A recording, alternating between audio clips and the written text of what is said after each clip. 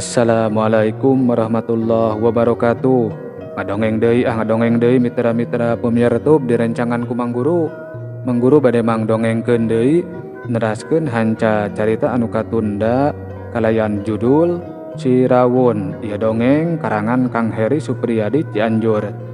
Panginten ayeuna teh nincak seri anu ka 17. Mitra-mitra pemiar YouTube dongeng Mang Guru ngahaturkeun nuhun ka Kang Erik Sunandar, teras kanggo Mang Hair Manglin, teras kanggo Kang Regi Umbara, teras kanggo Kang Setia Budi anu tetep setia manco. Mohon ngarajong kana lumangsungna ieu acara dongeng. Mudah-mudahan cing aya dina kasehatan sadayana, khususna umumna ka sadayana para pemirsa YouTube dongeng Mang Guru. Amin. Supados teu nyangkolong kana waktos, mangga urang sami-sami ngabandungan deui kumaha jujutan ieu carios. Sok kaparayun sadayana.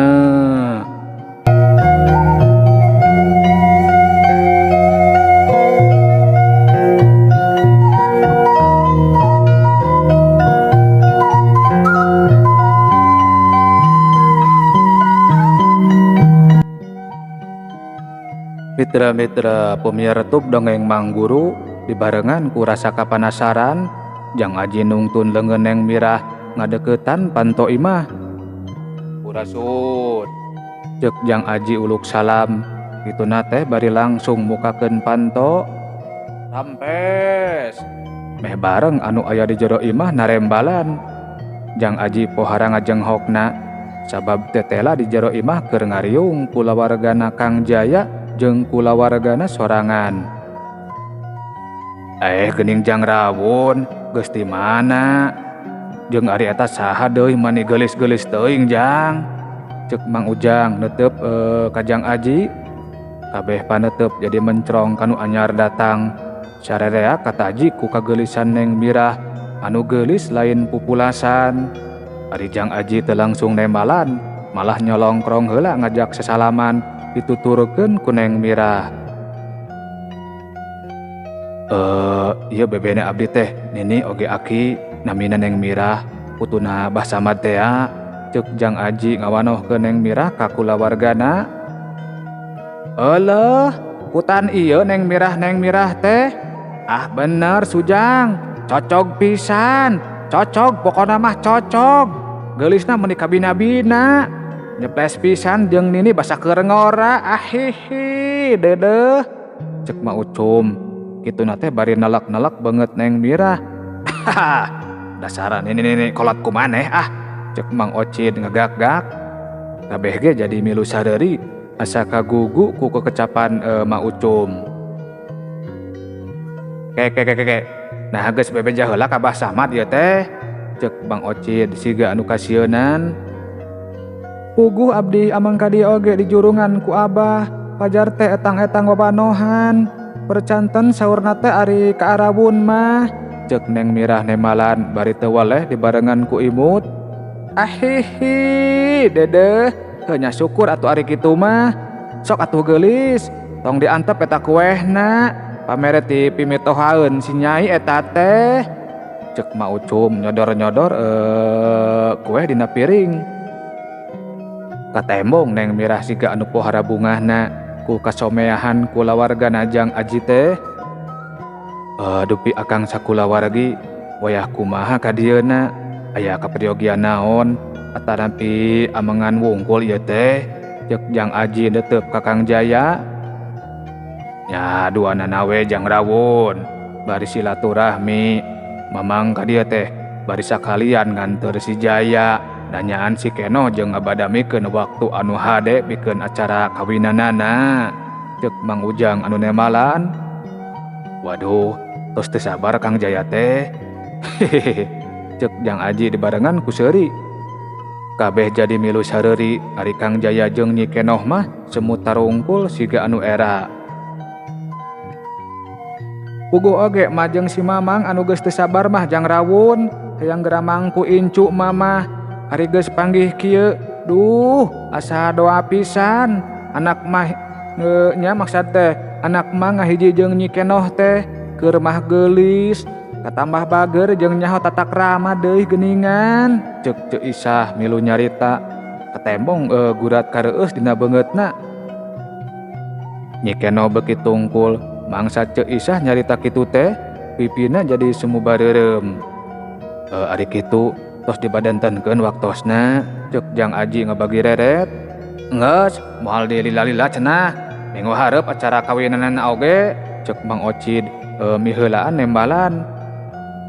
Nya Jang Rawun. Ieu nyangakeun kanggo waragad hajatan sareng itu ieuna Kang. Bilih kirang mah nyarios we nya, ceuk Mang Ujang. Ngasongkeun duit anu diwadahan dina kantong. Sanggeusna eusi kantong dibuka, Mang Ocid, Ma Ucum jeung Nyi Kenoh pohara ngagebegna, sabab duit anu dipasrahkeun ku Mang Ujang teh pohara lobana. Waduh, seueur-seueur teuing ieu teh, ceuk Mang Ocid neuteup ka Mang Ujang. Atuh wios Kang, si Jaya teh putra abdi ngan hiji-hijina meungpeung aya milik. Nyahoyong we atuh abdi teh ngabingahkeun anu janten putra. Sareng kahoyong abdi teh alim dugi ka Kang Ocid ngaluarkeun biaya.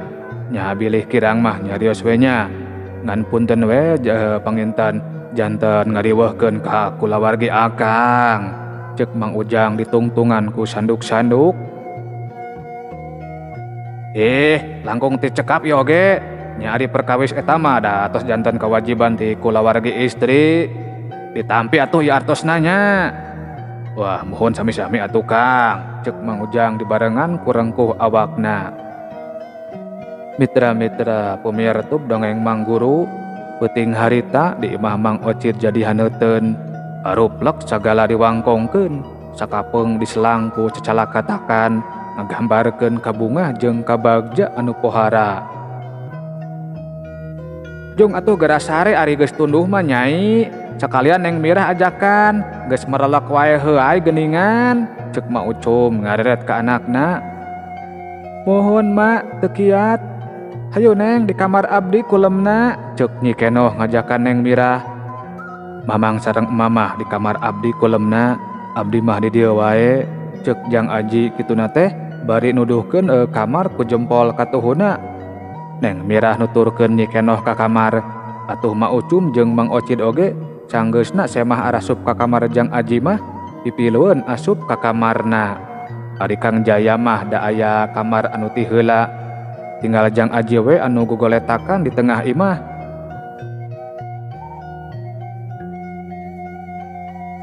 Alhamdulillah nya bapana ieu, si Kenoh sakedeung deui rek boga salaki.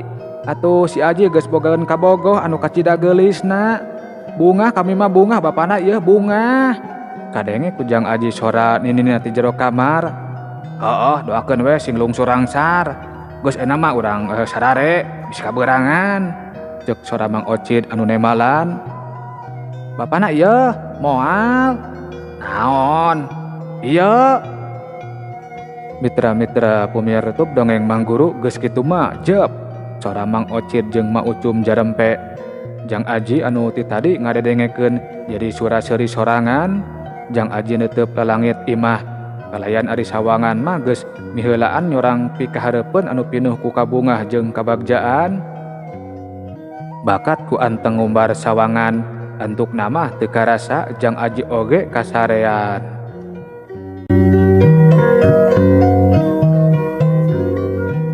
Mitra-mitra pamirtub dongeng Mang Guru, kaayaan peuting beuki simpe ukur kadenge soracih tir jeung sasatuan peuting anu liana anu geus satia mapaesan wewengkon pilemburan. Dina kaayaan kitu sarepet buri Nyai, aya cahaya hejo anu gempur di awang-awang. Seot turun Nyi Rorot teu jauh ti imahna Mang Ocid. Cileug eta cahaya robah wujud jadi tangtungan jirim anu jangkung badag. Anu tetela Raden Rancang anakna Raja Murkasadana. Wapanon Raden Rancang neuteup seukeut ka palebah imah Mang Ocid. Ceuk Raden Rancang mesem dibarengan ku unggut-unggutan. Buri Nyai. Wujud Raden Rancang robah deui jadi cahaya hejo anu ngempur ka cida. Belesat ngabelesat ka awang-awang ninggalkeun eta patempatan. Ngabelesatna cahya hejo beki lila beki gancang nepi ka antuk namah eureun di hareupeun karaton. Cileug eta cahya robah deui jadi wujud Raden Rancang anu saterusna mah rada gura-giru asup ka jero karaton.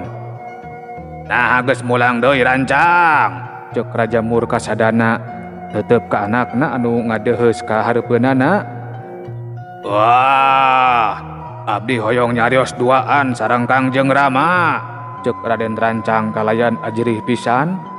Sakedapan mah Raja Murkasadana ngan saukur hulang-hulang, tapi antuk namah marentahkeun kabeh abdi dalem sangkan kaluar heula ti rohangan utama karaton.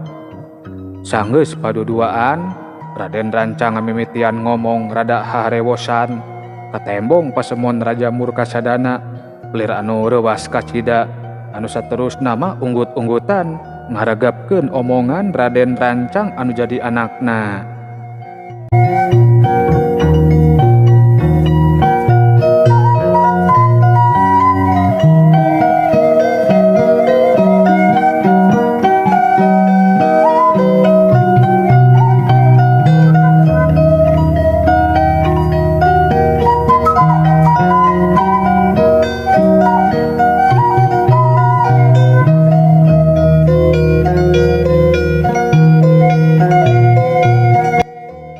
Urang tunda heula kaayaan Raja Murkasadana jeung Raden Rancang anu keur haharewosan.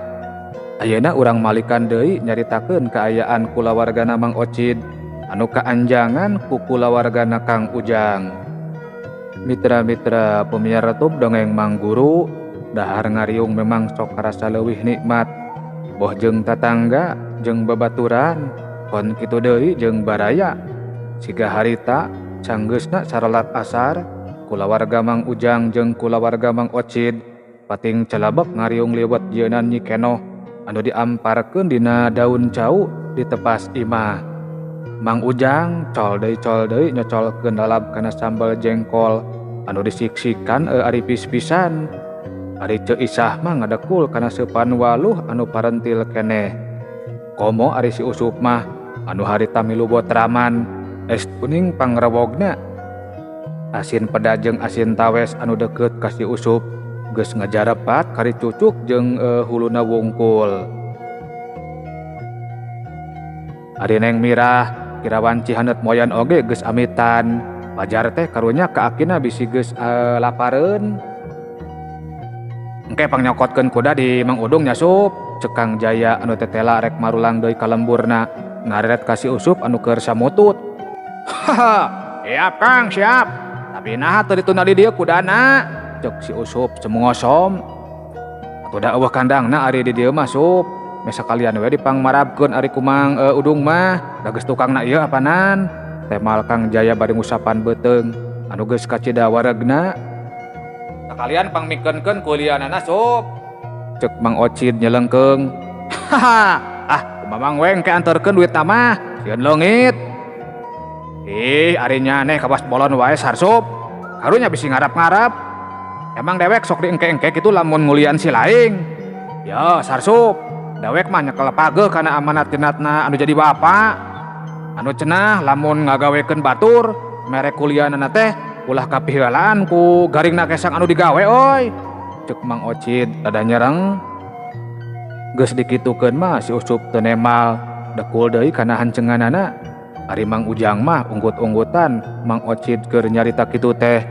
Ras kadiri anu can bisa kitu ka pagawe di kebonna. Aya rasa ajrih jeung reueus dina hate Mang Ujang ka pibesaneunana teh. Dina heureuyna sok nyelap elmu anu cantang tu bisa dipilampah ku jalma rea. Sanggeus wareg dahar, si Usup gura-giru nohonan parentah Mang Ocid. Tekung sisa tengah jam oge geus ngurunyung deui bari nunungtun dua kuda. Sanggeus kudana dicangcang, si Usup mantuan Jang Aji numpang-numpangkeun oleh-oleh hasil kebon kana tonggong kuda anu rek dipake ku Kang Jaya. Ari kuda anu hiji deui mah teu dipuatan, darek ditumpakan kuduaan. Hati-hati di jalanannya, ceuk Mang Ocid pepeujeuh ka Jang Jaya jeung ka pibesaneunana. Abdi ge bade jajab dugi ka wates lembur. Maneh rek milu Sup, ceuk Jang Aji nyelengkeung ditungtungan ku nalek anu jadi sobatna. Hahaha, nyarek atuh euy. Di mana ada kamu, di situ ada aku. Hahaha. Tembal si Usup bari nyereng. Boa-boa atuh, keur cingekeng di sisi walungan oge sok dibaturan ku maneh Sup. Cek Mang Ocit nyelengkeung. Atuh ger sarerea saleuseurian. Ari Mang Ucu mah disagigireun seuri teh dibarengan ku nepak bujur salakina sagala. Mitra-mitra pemirsa dongeng Mang Guru sanggeus sagala rupana siap. Kulawargana Mang Ujang amitan deui pikeun anu kasababaraha kalina ka kulawarga Mang Ocit. Atuh kulawarga Mang Ocit oge pok deui ngadoakeun jeung ngawanti-wanti sangkan ati-ati di jalana. Antosan akang saminggu deui nyanyi. Cek Kang Jaya kituna teh bari ngusapan sirah Nyi Kenoh sanggeusna sasalaman. Ari Nyi Kenoh mah ukur seuri bari ungeuk. Geus kitu mah kalacat Kang Jaya kana kuda. Ari Ceu Isah mah rada hese beleke naek kana tonggong kuda teh anu kapaksa dibantuan dipangnaekeun ku salakina. Dimimitian ku ngucap bismillah, bring kulawarga Kang Ujang ningalkeun imah Mang Ocit. Jang Aji nungtun kuda Mang Ujang. Ari si Usup mah nungtun kuda anu ditumpakan ku Kang Jaya. Sajajalan ngawarangkong ngaler ngidul. Nepi ka teu karasa geus nepi deui ka wates lembur pasir kerut. Dugi ka dieu we nya Kang, cek Jang Aji tanggah neuteup Kang Jaya anu anjeun ceuleuh dina tonggong kuda. Nya, naon pisan nya Jang Rawon, cek Kang Jaya malik neuteup. Ya, keur meuli kopi Sup, cek Mang Ujang ngasongkeun duit. Hahaha. Aya tuh Mang teu kudu, cek si Usup nampik. Iya, cokot, cek Mang Ujang maksa. Tapi tetap si Usup mah embung narima. Sanggeus amitan sarta nunuhunan ka si Usup jeung ka Jang Aji. Kulawarga Mang Ujang ningalkeun eta patempatan dianter ku paneuteub dua nonoman anu geus layeut pisan sosobatan. Sanggeusna Kang Jaya jeung kulawargana geus teu katempo mah, Jang Aji jeung si Usup ngalengkahkeun deui sukuna rek baralik deui ka imahna Jang Aji.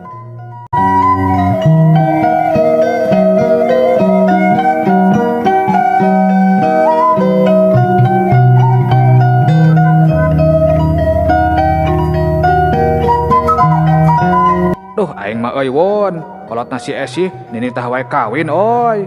Bingung uing mah can boga duitna. Nyaho sorangan meureun maneh oge. Uing mah ngan saukur kuli macul pagawean sapopoe oge. Cek si Usup nepikeun Bang Baluhna. Didoakeun we Sup sing aya milikna. Cek Jang Aji siga anu milu bingung. Da nyaho sorangan Jang Aji oge kaayaan si Usup mah. Pagawean sapopoena oge ngan ukur ngandalkeun buburuh macul di kebon batur. Anu hasilna oge sawareh sok dibikeun ka kolotna pikeun ngabantuan kabutuhan sapopoe. Jeung sabenerna mah nyaeta pisan sababna Mang Ocit ngagawekeun si Usup oge. Sangkan si Usup boga panghasilan pikeun ngabantuan kahirupan kulawargana. Anu bapana oge sarua ngan ukur kuli di kebon batur. Tong sedih Sup. Keun we da sagala rupa oge geus aya anu ngaturna. Cek Jang Aji ngabeberah anu jadi sobatna. Anu katempona keur rada nguleuwut. Si Usup mah ngan saukur ungeuk, tapi tetep kasusah jeung kabingung mah teu bisa disumputkeun tina paroman beungeutna. Bangsat! Dina kaayaan kitu, kadenge aya sora anu gogorowokan. Yeh, jag heula nya hei.